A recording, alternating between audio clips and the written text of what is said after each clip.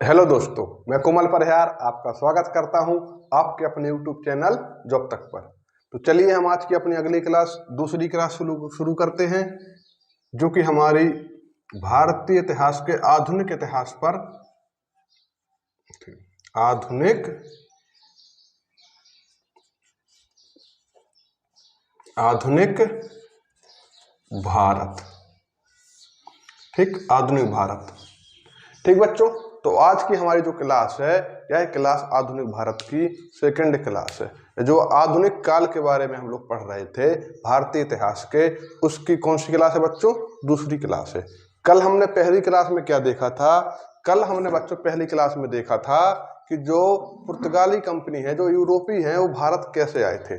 ठीक, तो कल हमने ये सब जाना था। आज हम लोग बच्चों देखेंगे कि किस प्रकार से पुर्तगाली कंपनी स्थापित हुई, उसके वायसराय कौन आए, किस प्रकार से ईस्ट इंडिया कंपनी स्थापित हुई। आज हम सब लोग इसके बारे में जानेंगे। कल हमने देखा था कि जो वास्को डी गामा था वो कहाँ से पुर्तगाल से चला था, जिसका जन्म कब हुआ था? 1460 में हुआ था। भारत के लिए यात्रा कब प्रारंभ की थी उसने? जुलाई 1497 में उसने भारत के लिए बच्चों यात्रा प्रारंभ की, और मई 1498 में भारत में कालीकट बंदरगाह में पहुंचा, जहां पर राजा कौन थे? जमोरिन थे। इसके साथ दो द्विभाषीय थे, जिसका नाम अल्फोंसो और फर्नाओ मार्तिस था। फर्नाओ मार्तिस को यह कहां पर भेजते हैं? कालीकट के जो राजा होते हैं जमोरिन, उनके पास भेजते हैं और कहते हैं कि जाके कहना जमोरिन से कि आपसे मिलने पुर्तगाल के राजदूत आए हैं। ठीक, कल हमने इतनी सब बातें देख ली थी। और भी हमने आगे देख लिया था कि पुर्तगाली कंपनी की स्थापना हो जाती है, जिसका नाम क्या होता है? ईस्ट दो इंडिया होता है। ठीक, और वास्को डी गामा भारत 3 बार आता है, 2 बार राजदूत बन के आता है, और तीसरी बार 1524 में वायसराय बनकर आता है। इतना हमने कल बच्चों देख लिया था। ठीक, आज हम लोगों को इसी के आगे देखना है। और कल हमने यह भी देखा था कि जो अपनी पहली कंपनी स्थापित करते हैं, पहला केंद्र जिसको बनाते हैं, वो किसको? कोचीन को बनाते हैं। ठीक, यहां तक हमने देख लिया था। आज हम लोगों को इसी के आगे का देखना है। यह मैंने जल्दी जल्दी आपको रिकैप करा दिया है। ठीक, आज हम लोग देखेंगे कि जब वास्को डी गामा आता है, 3 बार आता है। कितनी बार? 3 बार आता है। 1498, 1502 और 1524। ठीक, कंपनी की स्थापना भी हो जाती है। जब कंपनी की स्थापना हो जाती है वो भारत के कोचीन में वो अपना केंद्र बना लेते हैं, तो फिर क्या होता है? देखिए, कंपनी आई, कंपनी पर किसका नियंत्रण होगा? पुर्तगाल के राजा डॉन हेनरी का। ठीक, किसका नियंत्रण होगा? डॉन हेनरी का। तो अब क्या होता है? जो डॉन हेनरी होते हैं यह वहां से अपना पहले वायसराय भेजते हैं फ्रांसिस डी अल्मीड़ा। किसको? Francis de Almeida. ठीक है बच्चों, किसको भेजते हैं? फ्रांसिस डी अल्मीड़ा को भेजते हैं। अब फ्रांसिस डी अल्मीड़ा कब आते हैं? 1505 से लेकर 1509 तक भारत में रहते हैं। ठीक बच्चों, अब यह फ्रांसिस डी अल्मीड़ा किसके लिए जाने जाते हैं बच्चों? तो जो यह फ्रांसिस डी अल्मीड़ा होते हैं, यह अपनी ब्लू वाटर पॉलिसी, किसके लिए? Blue water policy. ठीक बच्चों, किसके लिए? ब्लू वाटर पॉलिसी, या इसी को हम क्या कहते हैं? शांत जल की नीति। शांत जल की नीति। ठीक, तो जो फ्रांसिस डी अल्मीड़ा होते हैं यह किसके लिए जाने जाते हैं? यह अपनी ब्लू वाटर पॉलिसी या शांत जल की नीति के बारे में। अब यह ब्लू वाटर पॉलिसी क्या होगा? आपके दिमाग में सवाल तो आना चाहिए, स्वाभाविक सी चीज है। अगर आप पढ़ने वाले बच्चों में से होंगे तो आपके अंदर बहुत से सवाल आएंगे। इसी सवालों में से आपके अंदर एक सवाल होगा कि यह ब्लू वाटर पॉलिसी होती क्या है। ठीक, तो यह ब्लू वाटर पॉलिसी कुछ नहीं है, इसको हम शांत जल की नीति कहते हैं। ये कुछ और कुछ नहीं है। जो हमारे भारत के, आपने देखा होगा, भारत जब ये आते हैं, विदेशी आते हैं, ठीक, इस क्षेत्र में जो पानी है भारत के, इसी पानी पर अपना अधिकार करने की नीति को ब्लू वाटर पॉलिसी कहते हैं। अधिकार क्यों करना होता है, अब फिर आपके दिमाग में क्यों आना चाहिए, तो यहाँ पे क्यों अधिकार होना चाहिए। देखिए पुर्तगाली थे वह अच्छे से जानते थे कि अगर हम लोग पानी में मजबूत नहीं होंगे तो हमारे प्रतिद्वंदी होंगे वो आ जाएंगे। स्वाभाविक सी बात है, जब ये लोग व्यापार करेंगे, यूरोप में जाएंगे, मुनाफा कमाएंगे, तो इनके मुनाफे को देखकर और भी कंपनी आएंगी और इन्हीं कंपनी को भारत में ना आने देने के लिए ये लोग क्या करते हैं, यहाँ पे अपना अधिकार करते हैं, ठीक, पानी पे। और इसी अधिकार करने को क्या कहते हैं, ब्लू वाटर पॉलिसी कहते हैं या शांत जल की नीति कहते हैं। तो बच्चों शांत जल की नीति लेकर कौन आया, तो शांत जल की नीति लेकर आया है कौन, फ्रांसिस डी अल्मीडा। ठीक बच्चों, अब और क्या होता है इनके समय में, और देखिए बच्चों एक घटना और होती है इनके समय में। वो घटना क्या होती है कि यह 1509 में, कब, 1509 में बच्चों क्या करते हैं यार, 1509 में गुजरात और मिस्र, कहाँ की, गुजरात और मिस्र प्लस मिस्र, गुजरात और मिस्र की संयुक्त सेना होती है बच्चों, उनको पराजित कर देते हैं कौन, फ्रांसिस डी अल्मीडा। जब यहां पर पराजित करते हैं किसको, गुजरात और मिस्र की सेना को, तो जो मिस्र होता है वो वहां पर क्या करता है, बदले में पुर्तगाल पर हमला कर देता है, जिससे क्या होता है कि जो पुर्तगाल के राजा होते हैं वो अल्मीडा को वापस बुला लेते हैं कि भैया हमने तुम्हें व्यापार करने के लिए भेजा है, तुम वहां लड़ाई लड़ते जा रहे हो। तो क्या होता है, अल्मीडा साहब को वापस बुला लिया जाता है। क्लियर, किसको, फ्रांसिस डी अल्मीडा को। यहीं पे आपको एक बात बता दूं कि जो पुर्तगाली कंपनी है यह भारत में आने वाली सबसे पहली कंपनी है और सबसे बाद में भारत से गई है। ठीक, अपना पहला केंद्र कहाँ बनाती है, पहला केंद्र अपना बनाती है बच्चों कहाँ पे, कोचीन में, कोचीन में। ठीक है, कब बनाती है बच्चों, 1503 में बनाती है। अगला कहां पे बनाएगी, 1530 में बनाएंगे अगला, कहां पर, गोवा को। लेकिन इसके पहले गोवा को जीता जाएगा, अभी थोड़ी ना पुर्तगालियों के पास गोवा है, जब गोवा पुर्तगालियों के पास आएगा उसके बाद जो होगा देखेंगे। तो हम अपनी कहानी पे वापस लौट कर आते हैं। क्या होता है, अल्मीडा साहब को बुला लिया जाता है वापस, और अल्मीडा साहब की जगह पे किसको भेज दिया जाता है, इसकी जगह पे बच्चों भेज दिया जाता है अल्बुकर्क। किसको बच्चों, अल्बुकर्क, अल्बुकर्क, अल्बुकर्क। ठीक बच्चों, किसको, अल्बुकर्क को भेज दिया जाता है, किसकी जगह पे, अल्मीडा की जगह पर। अब क्या होता है, अब अल्बुकर्क आते हैं, जो यह अल्बुकर्क होता है, अल्बुकर्क को पुर्तगाली कंपनी का वास्तविक संस्थापक कहते हैं। किसको, अल्बुकर्क को भारत में पुर्तगाली सत्ता का वास्तविक संस्थापक कहते हैं। क्या कहते हैं बच्चों, वास्तविक संस्थापक कहते हैं। ठीक है बच्चों, तो वास्तविक संस्थापक हुए अल्बुकर्क। अब देखिए लिख लें यहां पर को, वास्तविक संस्थापक। ठीक, कौन है, अल्बुकर्क साहब। अब आपके दिमाग में फिर एक सवाल आना चाहिए कि भाई इसकी सर एक वास्तविक संस्थापक क्या होता है। हमने एक संस्थापक होता है, कहीं वास्तविक संस्थापक पढ़ा होता है, एक क्या होता है। तो देखिए बच्चों, आप लोग देखते होंगे, आपने जैसे एनिशेंट हिस्ट्री पढ़ी, आपने देखा होगा कि जो गुप्त काल होता है बच्चों, कौन सा, गुप्त काल में आपने देखा होगा कि गुप्त काल के जो संस्थापक होते हैं वो कौन से होते हैं बच्चों, श्री गुप्त होते हैं। जबकि अगर हम गुप्त काल के वास्तविक संस्थापक की बात करें तो कौन होते हैं, चंद्रगुप्त प्रथम होते हैं। ऐसे ही हम देखते हैं कहां पे, सल्तनत काल में देखें तो जो गुलाम वंश होता है उसका जो संस्थापक होते हैं कौन होते हैं, कुतुबुद्दीन ऐबक। लेकिन जो वास्तविक संस्थापक होता है वो होता है कौन, इल्तुतमिश। क्लियर। इसी तरह से अगर हम यहाँ पे देखें, मुगल में देखें तो मुगल के जो होते हैं संस्थापक वो कौन होते हैं, बाबर। वो वास्तविक संस्थापक जो होता है बच्चों वो कौन, अकबर होते हैं। तो आपके दिमाग में होना चाहिए, यही तो सर मैं पूछ रहा हूं कि संस्थापक और वास्तविक संस्थापक होते हैं उनमें क्या अंतर होता है। तो हम उसी को समझते हैं। देखिए, संस्थापक वो व्यक्ति होता है जो किसी भी साम्राज्य की स्थापना करे, क्या किसी भी साम्राज्य की नींव जो डालता है वो कौन होता है, वो संस्थापक होता है।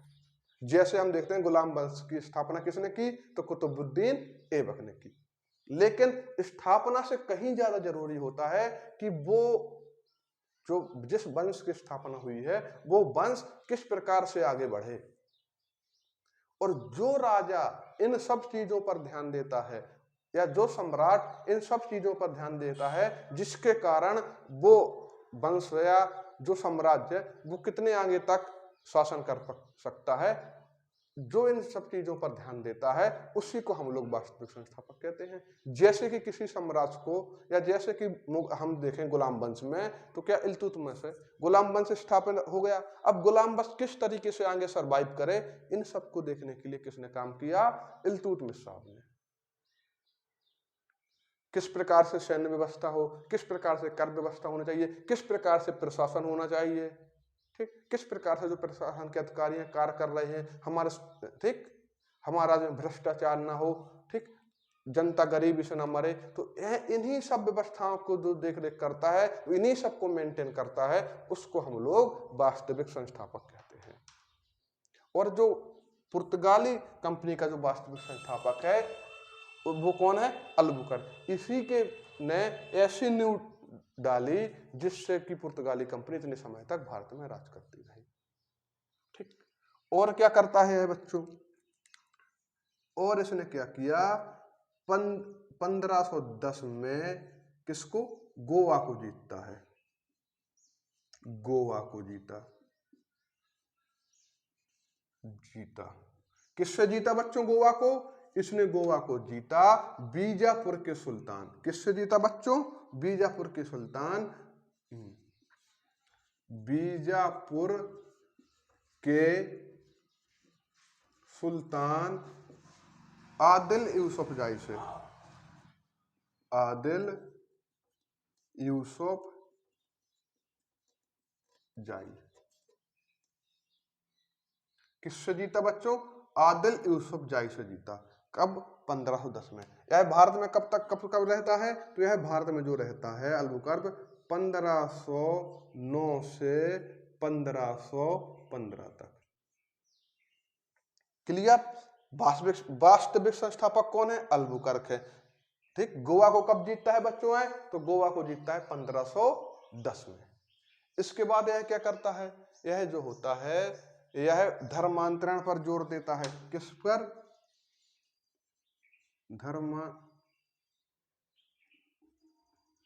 धर्मांतरण पर जोर, ठीक। और क्या करता है यह जो होता है पुर्तगालियों को भारतीय महिलाओं से शादी के लिए प्रेरित करता है, भारतीय महिलाओं से शादी के लिए प्रेरित,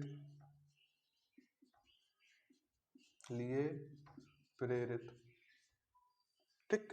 क्या करता है अल्बुकर्क होता है जो, इसी को हम वास्तविक संस्थापक कहते हैं। 1510 में यह गोवा को जीतता है और यह क्या करता है, और यह जो होता है धर्मांतरण पर जोर देता है, धर्मांतरण पर जोर देता है और भारतीय महिलाओं से, पुर्तगालियों को कहता है कि आप भारतीय महिलाओं से शादी संबंध बनाएं, शादी करें, विवाह संबंध बनाएं। अब इससे क्या फर्क होगा, अब देखिए बच्चों, इसका मानना था कि भारत में है जो, भारत में क्या है, पितृ सत्तात्मक समाज है। कौन सा समाज है बच्चों, पितृ सत्तात्मक समाज है। अगर पुर्तगाली भारतीयों से शादी करेंगे तो उनसे जो संतान उत्पन्न होगी वो कौन कहलाएगी, तो वो भी पुर्तगाली कहलाएगी। और एक समय ऐसा आएगा कि यहाँ पर बहुसंख्यक में कौन हो जाएंगे, पुर्तगाली हो जाएंगे, और हमेशा भारत पर अधिकार किसका हो जाएगा, पुर्तगालियों का हो जाएगा। पर पुर्तगालियों को यह मालूम नहीं था कि जिस देश में इंटरकास्ट मैरिज नहीं होती, जहां पर अलग कास्ट में शादी नहीं होती, वहां पे तुम अलग धर्म पे शादी की बात कर रहे हो। और उस समय यही कारण था कि जो अंग्रेज थे इनको भारतीयों का सहयोग मिला और पुर्तगालियों को भारतीयों का सहयोग नहीं मिला, क्योंकि यह भारतीयों की सांस्कृतिक पे हस्तक्षेप करते थे।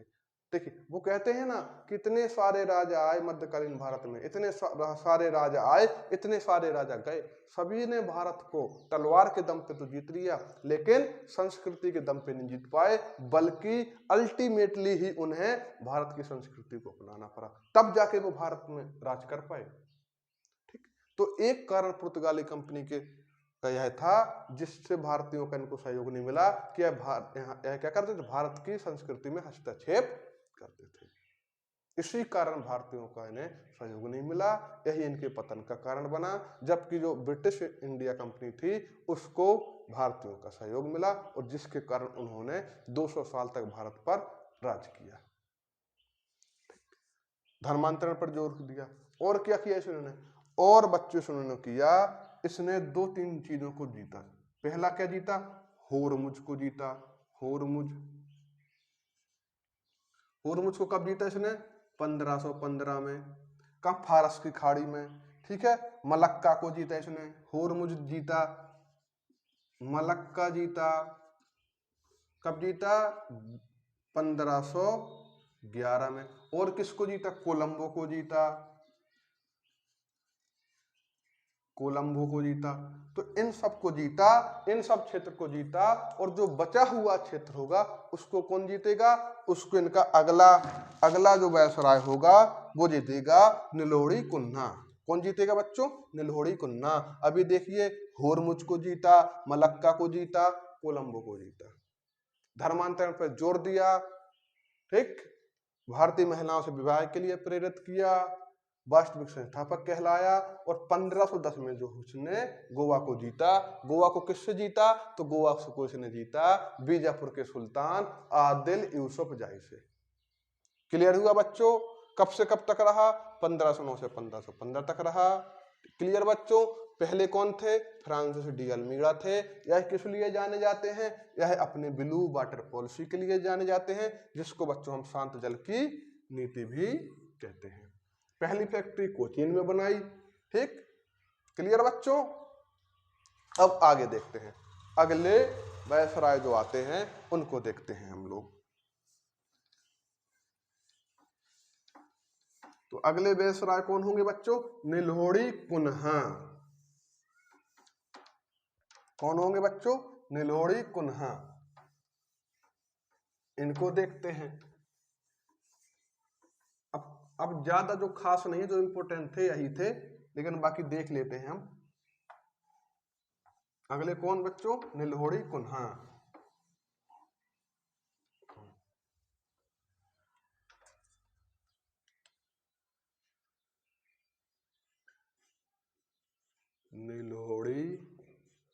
नीलोड़ी कुन्हा।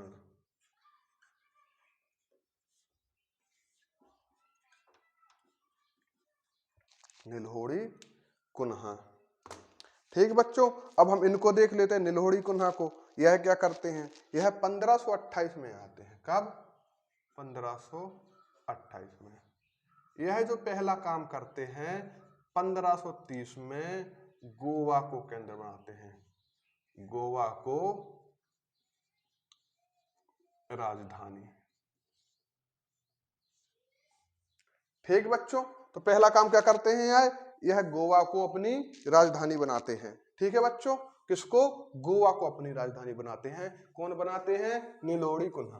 क्वेश्चन बहुत पूछा जाता है, यह इंपोर्टेंट है। ठीक है ना, इसको डबल स्टार कर लो कि किस वायसराय ने, किस पुर्तगाली वायसराय ने गोवा को सर्वप्रथम राजधानी बनाया, तो नीलोड़ी कुन्हा ने 1530 में क्या गोवा को अपनी राजधानी बनाया। और क्या करते हैं 1534 और 1535, 1534 में होते हैं बच्चों। 1534 में क्या कहते हैं, बासीन को जीतते हैं, बासीन को जीतता है। 1535 में क्या डीब को जीतता है, ठीक, तो इतने बासिन को जीतता है, दीव को जीतता है, गोवा को राजधानी बनाता है 1530 में। ठीक, इतने ही कार्य इनके हैं। ठीक, ज्यादा इंपॉर्टेंट नहीं है, पेपर में पूछे नहीं जाते हैं। तो कौन सी निलोड़ी कुन्ना 1528, 1530 में क्या कहते हैं, गोवा को राजधानी बनाते हैं, 1534 में बासिन को जीतते हैं, 1535 में दीव को जीतते हैं। इसके बाद जो होते हैं बच्चों, इसके बाद जो अगले होते हैं गार्सिया दा नरोहा, गार्सिया गार्सिया दी नरोहा, दी नरोहा। अगले कौन से बच्चों, गार्सिया दी नरोहा। यह क्या क्या करते हैं, यह सालसेट को जीतते हैं, सालसेट, सालसेट द्वीप है ना, सालसेट को जीतते हैं, चोल को भी, सालसेट चोल को अपना केंद्र बनाते हैं, जीतते हैं। ठीक, को जीता। और किसको जीतते हैं बच्चों, यह सेंट थोमे को जीतते हैं, सेंट थोमे को जीतते हैं।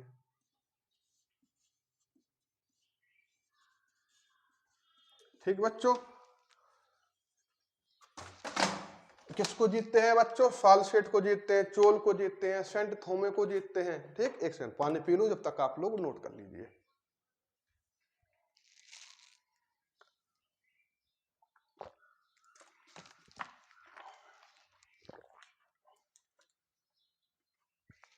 देखिए बच्चों, तो और क्या होता है, और यहीं पर करते हैं बंगाल में हुगली, हुगली को केंद्र बनाते हैं। ठीक, तो इन्होंने इतना कार्य किया। क्या क्या किया, निलोड़ी कुन्ना कब आए बच्चों, तो जो निलोड़ी कुन्ना थे वह 1528 के समथिंग आए। 1530 में इन्होंने क्या किया, गोवा को राजधानी बनाया, 1534 में बासिन को जीता, 1535 में दीव को जीता। इसके बाद जो आते हैं वो होते हैं गार्सिया दा नरोहा। यह क्या करते हैं, सालसेट और चोल को अपना केंद्र बनाते हैं, सेंट थोमे को केंद्र बनाते हैं और हुगली को केंद्र बनाते हैं। इतना कार्य करते हैं कौन, गार्सिया दा नरोहा। निलोड़ी कुन्ना क्या करते हैं, गोवा को राजधानी बनाते हैं, बासिन को जीतते हैं, दीव को जीतते हैं। ठीक, इतना ही। अब हम लोग देख लेंगे पुर्तगालियों के द्वारा किए गए कार्य प्रभाव। ठीक बच्चों, क्या देखेंगे हम, पुर्तगालियों के प्रभाव।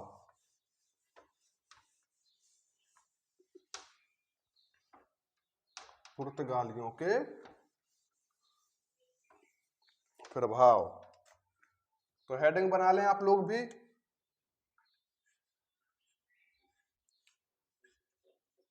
पुर्तगालियों, क्या, पुर्तगालियों के प्रभाव।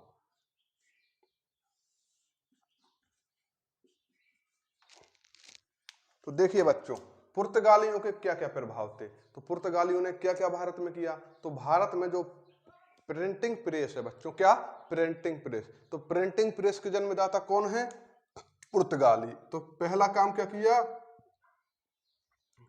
1556 में प्रथम प्रिंटिंग प्रेस की स्थापना। और क्या किया इन्होंने बच्चों, इन्होंने ईसाई न्यायालय की स्थापना की स्थापना। और बच्चों इन्होंने क्या किया, गोवा में विद्यालय, गोवा में विद्यालय की स्थापना। और बच्चों इन्होंने क्या किया, और देखिए, तो भारत और जापान और जापान के व्यापारिक संबंध,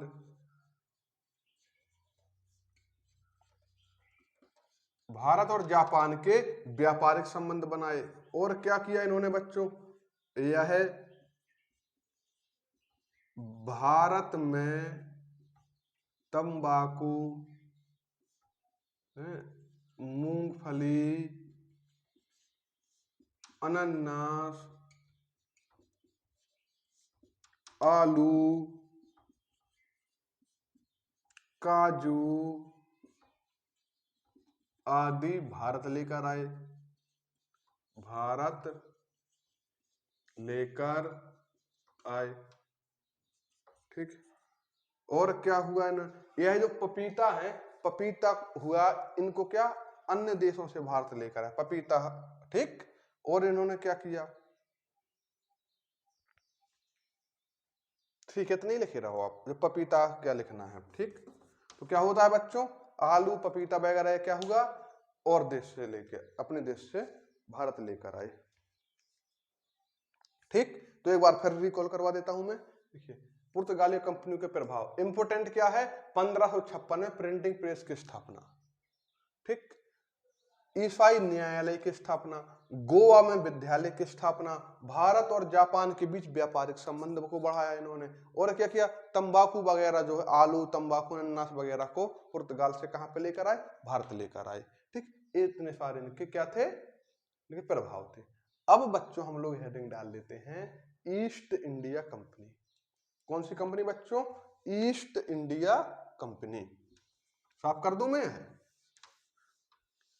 ईस्ट इंडिया कंपनी।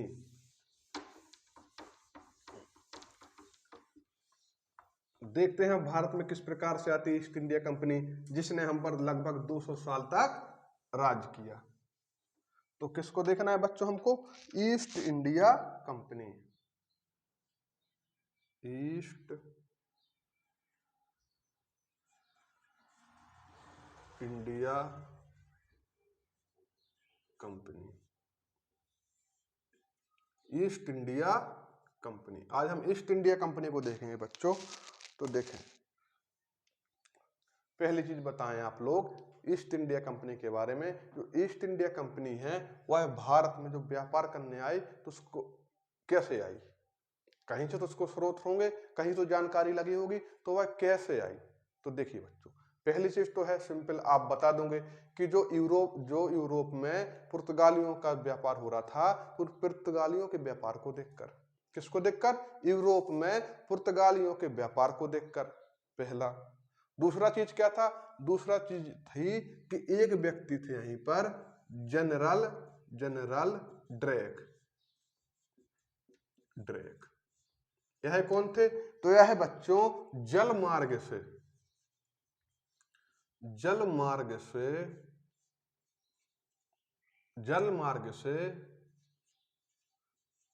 पृथ्वी का चक्कर लगाने वाले प्रथम व्यक्ति। ठीक। तो जो ईस्ट इंडिया कंपनी थी, इनको पहले तो जानकारी कहां से मिली, पुर्तगालियों का व्यापार देखकर, लाभ देखकर। और दूसरी क्या, तो जो जनरल ड्रेक थे, जिन्होंने जल मार्ग के द्वारा पहली बार पृथ्वी का चक्कर लगाया, तो उस समय उन्होंने पूर्वी देशों के व्यापार को भी देखा और अपनी रिपोर्ट जो प्रस्तुत की, तो उसके द्वारा जो जानकारी मिली, जिससे क्या हुआ, ब्रिटिश लोग पूर्वी देशों से व्यापार करने के लिए अग्रसर हुए।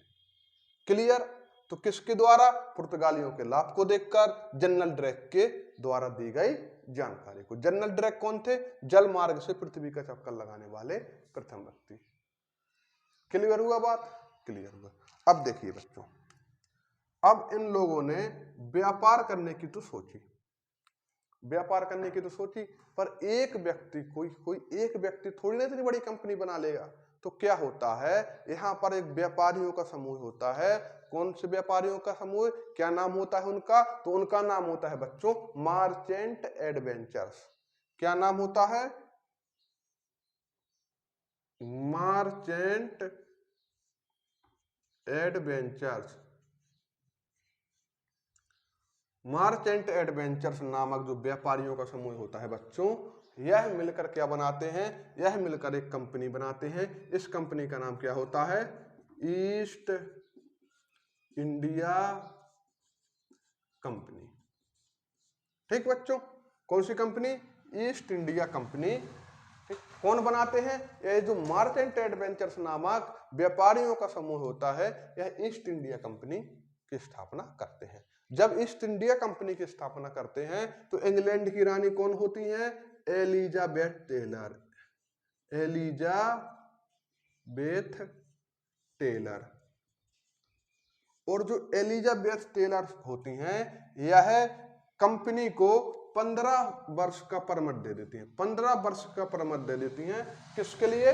पूर्वी देशों से व्यापार करने के लिए। कंपनी स्थापित हो गई मर्चेंट एडवेंचर्स नामक व्यापारियों के समूह के द्वारा। इस समय इंग्लैंड की महारानी कौन होती हैं? एलिजाबेथ टेलर होती हैं, जो कंपनी को 15 वर्ष के लिए पूर्वी देशों से व्यापार करने की अनुमति दे देती हैं। बाद में क्या होता है? बाद में होता है राजा जेम्स जब राजा बनते हैं तो राजा जेम्स इन 15 साल को अनिश्चित काल के लिए बढ़ा देते हैं। अनिश्चित कि कितने? अनिश्चित समय के लिए बढ़ा देते हैं। ठीक, एलिजाबेथ टेलर कितने दिनों के लिए अनुमति देती हैं? तो वह 15 वर्ष की अनुमति देती है, जबकि राजा जेम्स होते हैं जो बच्चों, वह अनिश्चित काल के लिए बढ़ा देते हैं, जिसके कारण ईस्ट इंडिया कंपनी भारत पर 200 साल तक राज करती है। क्लियर? कंपनी बन गई। इंग्लैंड में कौन था?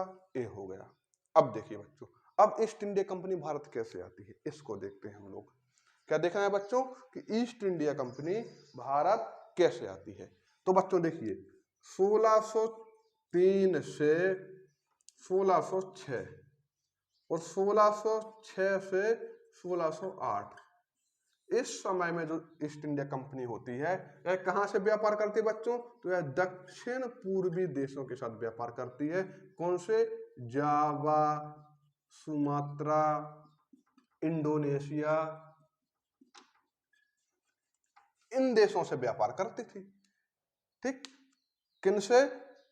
जावा, सुमात्रा, इंडोनेशिया। स्थापना कब हुई इसकी? 1599 1600 के आसपास किसकी? ईस्ट इंडिया कंपनी की स्थापना हुई। स्थापना के समय वहां पे कौन थी? एलिजाबेथ टेलर थी। ठीक, जिन्होंने 15 वर्षों के लिए पूर्वी देशों से व्यापार का परमिट दिया। बाद में राजा जेम्स आए, जिन्होंने अनिश्चित काल के लिए बढ़ा दिया। ठीक, तो 1603 1606 के आसपास कहां पे व्यापार किया इन्होंने? दक्षिण पूर्वी देशों से, जावा, सुमात्रा वगैरह से। भारत कब आए? तो भारत में इनकी पहली फैक्ट्री बच्चों, पहली फैक्ट्री कब हुई? 1608 में। कहां पे हुई? सूरत, गुजरात में। गुजरात में। अब आपके मन में सवाल आना चाहिए बच्चों, बन तो गई थी 1600 के आसपास, तो क्या इससे पहले भारत आना नहीं चाहते थे? उसका सवाल है, जवाब है कि भारत तो आना चाहते थे, पर इनको मंजूरी नहीं मिली। अब मंजूरी किससे? तो अरे भारत में तो मुगल बादशाह थे, तो मुगल बादशाह से मंजूरी नहीं लेनी होगी। जब व्यापार करेंगे तो मंजूरी चाहिए होगी, तो इनको मंजूरी नहीं मिली थी। ठीक, तो अब हम लोग देखेंगे कि कौन कौन से दूत इनके मंजूरी लेने आए। ठीक बच्चों,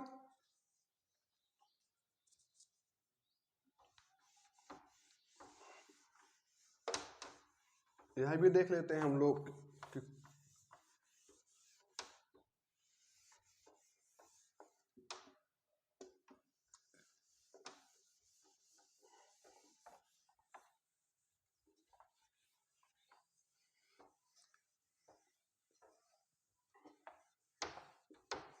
कि कौन कौन से दूत बच्चों आए। देखें, पहला प्रयास किसने किया बच्चों?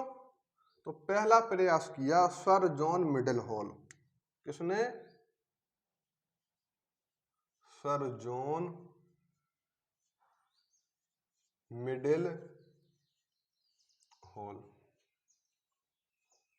किसके समय में आए? अकबर। अकबर। यह कौन थे? यह स्थल मार्ग से आने वाले प्रथम अंग्रेज। तो सर जॉन मिडलहॉल आते हैं। तो सर्वप्रथम बच्चों कौन से आते हैं? सर्वप्रथम जो आते हैं वो आते हैं सर जॉन मिडलहॉल। किसके समय में आते हैं? अकबर के समय में आते हैं। कहां से आते हैं? तो स्थल मार्ग से आते हैं। तो सवाल बनता है कि स्थल मार्ग से आने वाले प्रथम अंग्रेज कौन है? तो बच्चों स्थल मार्ग से आने वाले जो पहले अंग्रेज हैं वो कौन से हैं? Sir John Mildenhall. क्या हुए? यह असफल हो गए। क्या हो गए? ये असफल हो गए। इसके बाद कौन से आते हैं? इसके बाद आते हैं कौन से? देखिए विलियम हॉकिंस। विलियम हॉकिंस कब आते हैं? 1608। यह भी असफल हो गए। इनको भी व्यापार करने की अनुमति नहीं मिली। इसके बाद बच्चों कौन आते हैं? इसके बाद बच्चों आते हैं sir Thomas Roe. Sir Thomas Roe 1615। और इनको क्या होता है बच्चों? ये सफल दूत होते हैं। इनको 400 रुपए का मनसब दिया जाता है।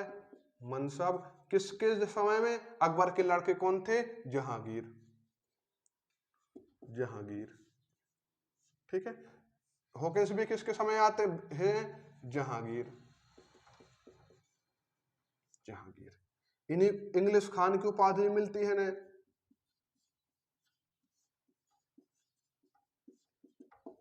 इंग्लिश खान की उपाधि। ठीक बच्चों, तो समझ में आया आपको? देखिए सर्वप्रथम कौन आए? सर टॉमस रो नहीं सॉरी, सर जॉन मिडलहॉल। मिडलहॉल कहां से आए? स्थल भाग से आए। इसके बाद कौन आए? विलियम हॉकिंस आए। विलियम हॉकिंस कब आए? 1608 में आए, जहांगीर के समय आए। जॉन मिडलहॉल आए, अकबर के समय आए। इसके बाद जो सफल राजदूत आए वो कौन आए? सर टॉमस रो आए, 1615 में आए, सफल राजदूत रहे। इनको जहांगीर साहब 400 रुपए का मनसब देते हैं, 400 का मनसब देते हैं और इनको इंग्लिश खान की उपाधि देते हैं। ठीक बच्चों, अब देखिए यही सवाल बनता है कि जब ईस्ट इंडिया कंपनी की स्थापना हुई तब भारत पे कौन था? भारत में कौन था या मुगल बादशाह कौन था? तो बच्चों देखिए जब ईस्ट इंडिया कंपनी की स्थापना हुई तब मुगल बादशाह कौन थे? बादशाह अकबर थे। स्थापना 1600 के आसपास हुई, 1599 1600। ठीक, तो कौन थे? अकबर थे। जब ईस्ट इंडिया कंपनी भारत में आई 1608 में, तब कौन थे? तो तब थे जहांगीर। तो याद रखेगा ना, जब स्थापना हुई तब कौन थे? अकबर। जब भारत में स्थापना हुई तब कौन थे? जहांगीर। क्लियर? अब आगे देखें हम, तो अब आगे देखते हैं कि जो इनकी पहली फैक्ट्री होती है वो कहां पे होती है? सूरत गुजरात में होती है। अगली फैक्ट्री कहां पे होती है बच्चों? तो अगली फैक्ट्री जो होती है वो अगली फैक्ट्री इनकी होती है कहां पर? कमेंट करके बताएं। तो अगली फैक्ट्री होती है मसूलीपट्टनम, तमिलनाडु। ठीक, पहली कहां पे होती है? गुजरात, सूरत में। अगली कहां होती है? मसूलीपट्टनम, तमिलनाडु। तमिलनाडु। ठीक बच्चों, अब देखिए ये जब भारत में आते हैं इनको व्यापार की अनुमति मिल जाती है तो ये अपने 3 केंद्र बनाते हैं। ठीक, 3, एक मद्रास, एक कलकत्ता, एक मुंबई।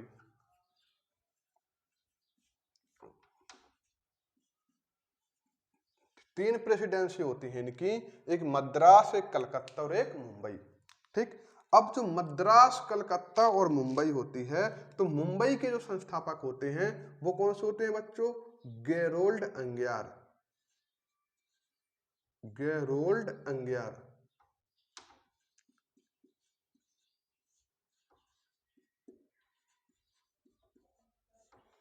ठीक है बच्चों, कलकत्ता के कौन से होते हैं? Philip Francis.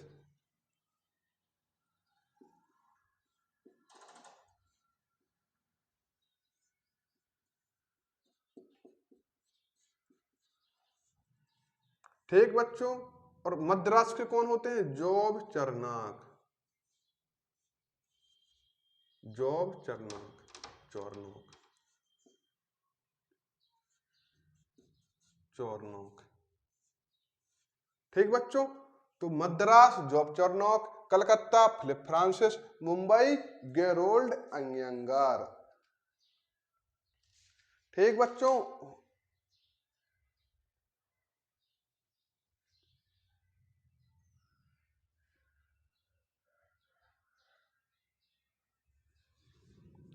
ठीक, आगे लिखे, हम आगे चलें। तो देखिए बच्चों, जो अंग्रेज होते हैं, अब यहाँ पे मुझे लग रहा है गलत कर दिया मैंने, गलत कर दिया थोड़ा। यहाँ पे आप लिख डाल लीजिए मद्रास। फिलिप फ्रांसिस कौन से थे? मद्रास के, मद्रास। कलकत्ता के कौन थे बच्चों? जॉब चरनाक।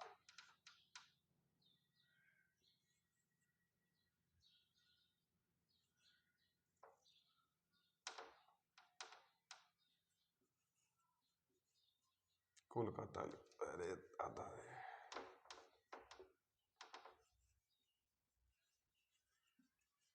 कोलकाता के कौन थे या कलकत्ता के? Job Charnock. मद्रास के फिलिप फ्रांसिस, मुंबई के गेरोल्ड अयंगार। लिखिए आप, पानी पी लूं मैं जब तक।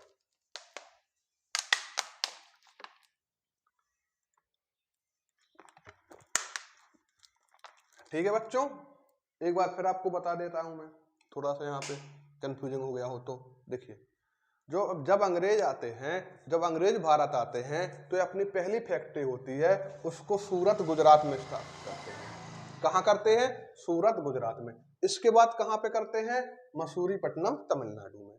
और इनकी 3 प्रेसिडेंसी होती हैं, कलकत्ता, मद्रास, मुंबई, या कोलकाता हम कह देते हैं। तो जो इनकी स्थापना होती है, कलकत्ता की करते हैं जॉब चरनाक, मद्रास की करते हैं फिलिप फ्रांसिस, और मुंबई की करते हैं गेरोल्ड अयंगर। क्लियर? अब देखिए बच्चों, अंग्रेज होते हैं जो बहुत ही चालाक होते हैं। वो देखते हैं कि इधर साइड जो भारत होगा, यहाँ पर किसका कब्जा है? यहाँ पे उनका है, पूरे क्षेत्र में किसका? पुर्तगालियों का। केवल यहाँ सूरत में भारत अपनी फैक्ट्री बनाते हैं। इसके बाद लेकिन इनका जो होता है लक्ष्य, वो कहाँ होता है? बंगाल। कहाँ पे? बंगाल। क्यों होता है? क्योंकि जो बंगाल होता है बच्चों, उस समय का सबसे धनी क्षेत्र था बंगाल। क्या? भारत का सबसे धनी क्षेत्र था बंगाल। अब धनी होगा तो रुपया पैसा होगा। और दूसरी चीज, यहाँ पे अभी कोई भी कंपनी इतनी स्टेब्लिश नहीं थी जो इनको टक्कर दे पाए। एक कंपनी थी हुगली में, पुर्तगाली कंपनी, वो भी ज्यादा खास नहीं थी। इसलिए इन्होंने पूरा जो फोकस किया बंगाल पे किया। और कहते हैं कि बाद में रॉबर्ट क्लाइव ने बंगाल के धन से ही भारत में अपनी जड़ें मजबूत की, सत्ता मजबूत की। तो इतना संपन्न था बंगाल, इसलिए इन्होंने बंगाल को अपना केंद्र बनाया। ठीक, तो आज की क्लास हम बच्चों यहीं पे समाप्त करते हैं। एक बार और आपको रिकॉल करवा दूं तो पहली फैक्ट्री सूरत, अगली तमिलनाडु में, कहां पे? मसूरीपट्टनम में। कब की ये? एक की है 1611, एक कब की है? 1608। क्लियर? 3 प्रेसिडेंसी थी इनकी। कहां कहां? Calcutta, Madras, Mumbai. Calcutta Job Charnock, Madras Philip Francis, Mumbai Gerald Aungier. केंद्र इन्होंने किसको बनाया? बंगाल को टारगेट किया। बंगाल को क्यों टारगेट किया? क्योंकि इस समय जो बंगाल था भारत का सबसे धनी प्रदेश था। और कहते हैं कि जो बंगाल से जो धन की प्राप्ति की, उसी से पूरे भारत पर ब्रिटिश इंडिया कंपनी ने या ईस्ट इंडिया कंपनी ने अपनी जड़ें मजबूत की। तो आज की क्लास बच्चों हम यहीं पर समाप्त करते हैं। मिलते हैं आपसे अपनी अगली क्लास में। तो धन्यवाद, आपका दिन शुभ हो।